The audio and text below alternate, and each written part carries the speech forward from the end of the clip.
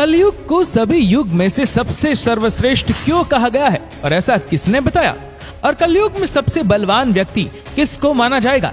लेकिन क्या आप जानते कि कलयुग में महाभारत जैसा एक और महायुद्ध भी होने वाला है? तो चलिए जानते हैं इस वीडियो में, तो वीडियो को अंत तक जरूर देखें। दोस्तों, हमारे सनातन धर्म में समय के कालखंडों को 4 युगों में बांटा गया है, सतयुग, त्रेता युग, द्वापर और कलयुग, जिसमें कलयुग को मानव जाति के लिए सबसे शापित युग कहा गया है। कहा तो ये भी जाता है कि जैसे जैसे कलयुग अपने चरम पर पहुंचेगा, हमारे समाज की हालत बद से बदतर होती जाएगी। लेकिन आपको जानकर हैरानी होगी कि प्राचीन समय में एक ऐसे महर्षि भी हुए जिन्होंने कलयुग को सभी युगों में सबसे सर्वश्रेष्ठ युग बताया। दोस्तों, कौन थे वो महर्षि? क्यों उन्होंने कलयुग को सर्वश्रेष्ठ युग बताया और उनके ऐसा कहने के पीछे क्या तर्क था? तो दोस्तों, यहाँ सबसे पहले तो आप ये जान लीजिए कि हम जिस महर्षि की बात कर रहे हैं उनका नाम है महर्षि वेदव्यास। उन्होंने ही कलयुग को सभी युगों में सर्वश्रेष्ठ युग बताया है। कथा के अनुसार एक बार ऋषियों की सभा में चर्चा हो रही थी कि कौन सा युग सर्वश्रेष्ठ है। कोई सतयुग, कोई त्रेता, तो कोई द्वापर को श्रेष्ठ बता रहा था। जिसके बाद सभी ऋषिगणों ने मिलकर समाधान के लिए महर्षि वेदव्यास के पास गए। जब सभी ऋषिगण महर्षि वेदव्यास की कुटिया के समीप पहुंचे तो उन्होंने देखा कि महर्षि व्यास जी गंगा में डुबकी लगाकर ध्यान कर रहे। कुछ समय बाद महर्षि व्यास ध्यान से उठकर जल में खड़े हो गए और फिर उन्होंने जल में डुबकी मारी और ऊपर आने पर युगों में कलयुग, वर्ण में शुद्ध और इंसानों में स्त्री श्रेष्ठ है, ऐसा जपने लगे। महर्षि को ऐसा करते हुए देख यहाँ ऋषिगण कुछ समझ पाते उससे पहले ही व्यास जी फिर डुबकी मारते और ऊपर आकर कहने लगे, शुद्ध तुम श्रेष्ठ हो और तुम ही धन्य हो।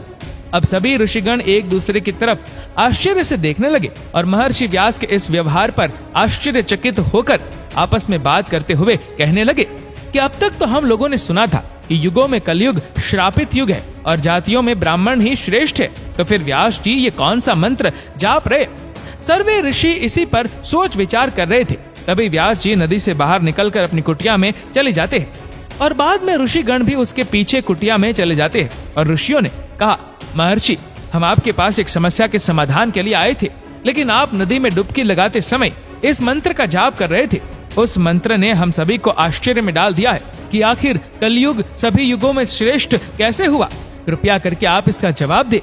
ऋषियों की बात सुनकर व्यास जी ने कहा, हे ऋषिगण, इसमें असमंजस की बात क्या है? मैंने जो भी कहा सत्य कहा। मनुष्य को जो फल सतयुग में 10 वर्ष तक कठोर जप तप करने से मिलता है, वही फल मनुष्य को त्रेता में 1 वर्ष में, द्वापर में 1 महीने और कलयुग में 1 दिन में प्राप्त हो जाएगा। इसी तरह जो फल सतयुग में त्याग, त्रेता में यज्ञ, द्वापर में देवार्चन से प्राप्त होता है, वही फल कलयुग में मनुष्य प्रभु के भक्ति और कीर्तन मात्र से प्राप्त कर लेगा। दरअसल कलयुग को ये वरदान प्राप्त है कि कलयुग में केवल श्री हरि का नाम जपने मात्र से जीव का कल्याण सुनिश्चित है। उसे मुक्ति के लिए अन्य किसी भी साधन की आवश्यकता नहीं है। इसी वजह से मैंने कलयुग को श्रेष्ठ कहा। इतना सुनने के बाद सभी ऋषिगण आगे वेदव्यास जी से कहते हैं, महर्षि, आपने नदी में दूसरी डुबकी लगाते कहा था कि कलयुग में शुद्ध श्रेष्ठ है। आखिर ये संभव कैसे है? समाज का सबसे निम्न वर्ण श्रेष्ठ कैसे हो सकता है? इस पर वेदव्यास जी कहते हैं, पहले ब्राह्मणों को ब्रह्मचर्य का पालन करना होता था, जिसके बाद वे अनुशासन एवं धर्म की मर्यादा में रहते हुए वेद शास्त्रों एवं मंत्रों का अध्ययन करते थे और इसके बाद ही वे अन्य वर्णों को मार्गदर्शन के लिए उन्हें धर्म ज्ञान देते थे। इस तरह से प्रत्येक ब्राह्मण अपने कर्तव्य का निर्वहन करते हुए उच्च पद को प्राप्त होते थे। लेकिन कलयुग में ब्राह्मणों में ये सभी गुण देखने को नहीं मिलेगा, इसीलिए वे सभी उच्च पद को प्राप्त नहीं होंगे। लेकिन शुद्ध में पहले से ही ब्रह्मचर्य और शास्त्रों के अध्ययन का नियम लागू नहीं होता आ रहा है। इसीलिए कलयुग में जो शुद्ध होंगे वे अपनी सेवा भाव के बल पर उच्च पद को अर्जित कर लेंगे। इसीलिए मैंने शुद्ध को कलयुग में सभी मनुष्यों में श्रेष्ठ कहा। दोस्तों, कथा के अनुसार व्यास जी यही नहीं रुके, वे आगे कहते हैं, जो पुरुष कलयुग में अपने गुण रूपी जल से अपने समस्त दोषों को धो डालेगा, वो पुरुष कलयुग में श्रेष्ठ पुरुष कहलाएगा। इसीलिए हे मुनिगण, कलयुग वासियों के लिए ये मेरी सलाह है कि अगर वे अपने जीवन को सफल और सुखी बनाना चाहते हैं तो सदा श्री कृष्ण रूपी हरि नाम का जाप करे। अगर वे ऐसा करते हैं तो कलयुग के बाद यानी अपनी मृत्यु के बाद वे वैकुंठ धाम में स्थान प्राप्त करेंगे।